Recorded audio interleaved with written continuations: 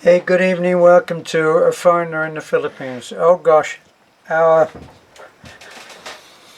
very brutal title. What was the title that Beth managed to conjure up? Filipino wife, very brutal and abusive wife to her husband. Oh, here I am. I'm terribly abused by this brutal woman. But I'm alive. Now let's put a little bit of reality in here, okay? Now, I appreciate that people are saying how cook some healthy food for Terence, don't do this to your husband. Look, let's make one thing clear. We make videos, okay? We make videos and we try to make those videos entertaining. Now, during that video, which so many people commented on and said, oh yuck, and they didn't like them, or they did like them if they were cooked in coconut, and the Filipinos said that they'd had them as children, and so many different comments, but lots of the comments were in pity for myself. This is the way that you must look at that. If we show that what it's like to, say, work in a rice field, it doesn't mean that we're rice field workers. And if I show taking off some part on my Big Blue and working and trying to get a nut loose, which I've been trying to do, and get some part off, get the thing jacked up and something, it doesn't mean I'm a mechanic. It just means that we've made a video and we showed what that would be like. Now, you saw me running up the hill today, like a fast walk, jog walk. Believe me, I don't do that for a living. We did that, and I made that video because I thought it would be of interest, because someone said to me, you really must make a video showing your healthy lifestyle. Well, that's the kind of thing that I've done all my life. So we showed that video. Now, if you think back to the shellfish, the breakfast this morning, that terrible breakfast, is that the breakfast that I have every day? Well, no, it's not. Now, here's the thing. It gets back to titles again. Now, depending on the titles, and this is not the same as, what is it, bait and switch, where you say, I don't know, four sexy Filipinas stripping off their clothes and diving in nude, and then you see 4 dogs taking off their collars and being thrown in the swimming pool. Well, that would be bait and switch, I think. But if we want you to look at a house that we're going to replace because, say, a family are living in pitiful conditions and we're trying to raise money for that, if we say, look at this house, number 17 Jeffrey Street, who would look at that? I've said this before. Who would look at it? So we come up with our first impression. What was our first impression of that house? Well, in one case, we went and we looked at the house that was of an old man, a widower, who had recently lost his wife of long standing, many years together, the old-fashioned way of being married, 30 or 40 years, and then you lose your partner. It is almost like losing a part of your body. And then for that old man, he deteriorated. He lost all sense of personal pride, of hope, I think, of faith, and he lived in what was left of just a collection of garbage. You had to get down on your knees, as you would have seen in that video, the terrible house. And you would have seen me crouch down on my hands and knees and take a peek inside that house. That was enough for me. It was pitiful. And I came out of that and I said to Beth, that is terrible.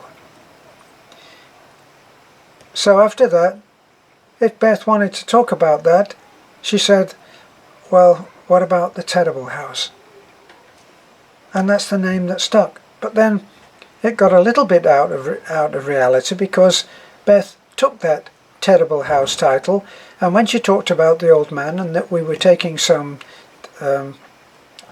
groceries around, she said groceries for the terrible man. Okay, now, if you looked at that because you wondered, well, what could be terrible about the house? That's the object of what we do, and that's how we work. And at the moment I have a small child that is yelling to Beth about doing something. Okay. So, what is happening, honey? Wa ko load ha, dili magsigig tanaw video. Beth? No, the cellphone of nanay. Okay. Alright, so what we're really looking back to our original opening, which was about the food.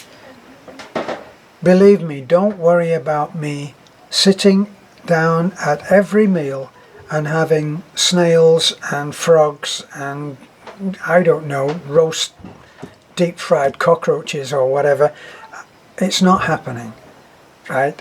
As you saw in that video there about the snails, I'm not going to do that, because I know for a fact, this is just quite apart from the taste, which is like rubber.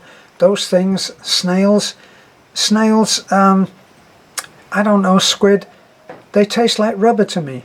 I'm getting on in years, and I've tasted most of these things already. It's not unusual. Maybe if I went to Japan and saw some of the extremely exotic foods that they have there they have deep fried scorpions. They have some very, very strange food. And I'd be hard put to say I've tasted this already. But for Filipino food, we're not talking about anything hugely exotic. Maybe some of the seafoods. Crabs, I have a very practical view of crabs. If Beth wants to sit down with a crab and completely clean out the crab and put it all in a nice neat pile on my plate, I'll be delighted to eat it. When I go to Alturas on my own sometimes, when I'm in between dropping off my children at church and picking them up later to take them home, sometimes I'll motor up alone up to Talabon, and I'll go into Alturas, and there they have delicious crab and sweet corn soup, and I'll enjoy that a great deal. Now, what else about the other foods? All of this other food stuff that I'm being fed on a daily, every meal basis doesn't happen. I get hauled in on a video. And Beth, when we went to see the harvesting of the bangus, which I think is also called milkfish, when we went to see that, there was some food there which we had, and we enjoyed having that. And afterwards, Beth got down in the mud, and she picked some of those horrid little snails. Am I going to eat those? No, I'm not, because I've seen the water that they come from, and this is the concern. I've got a blinking light here. This is the concern of many expats.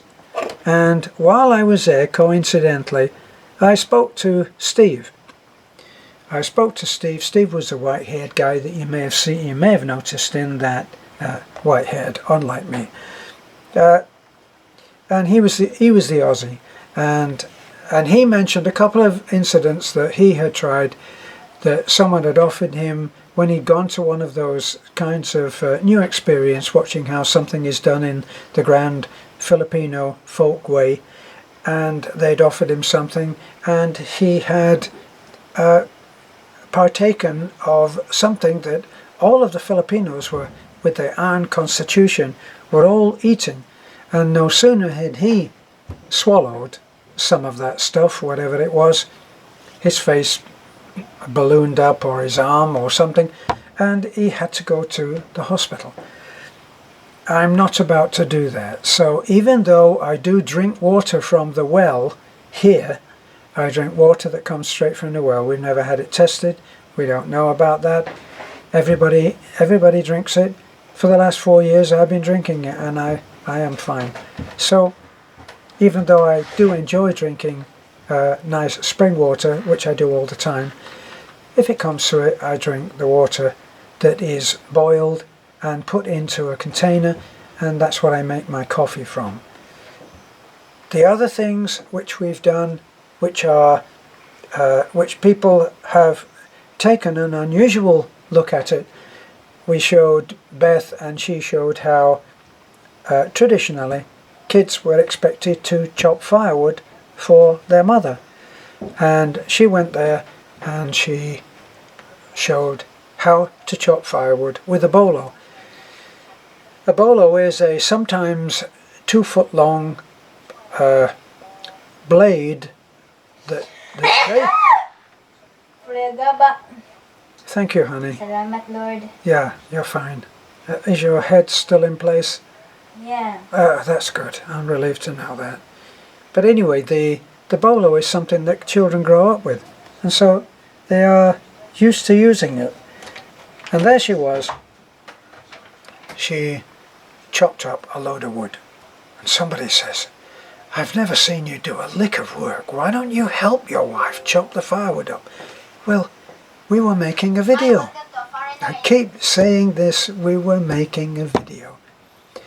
Now, when it came to the snails, in order to close this little chat about the snails, when it came to eating the snails, if I had said, "No, I'm sorry, I don't want those snails, I don't like the look of that, and it'll probably make me sick," end of conversation. Wow, wouldn't that be riveting entertainment? But I didn't. I played the happy hypocrite, and that's what it was. So try to understand what the viewpoint is. When Beth and I sometimes talk, unbelievably, I'm not quite as dumb as I make out on some of those videos. And surprise, surprise, neither is Beth. So understand that we make videos and that we try to make them entertaining.